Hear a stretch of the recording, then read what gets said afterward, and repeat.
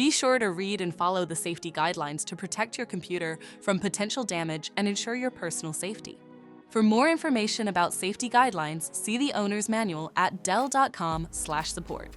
Before you begin, turn off the computer and disconnect all the attached peripherals. To remove the hard drive, unlatch and remove the base cover from the system.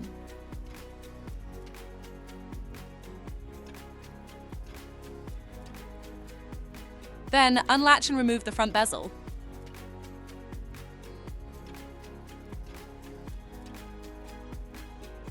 Identify the hard drive caddy and unplug the cables to remove the caddy from the system.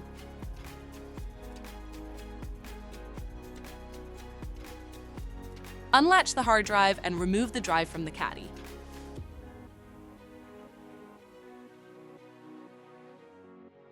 To reinstall the hard drive, relatch it to the hard drive caddy. Place the caddy back in the system and reconnect the cables. Relatch the front bezel and base cover to the system.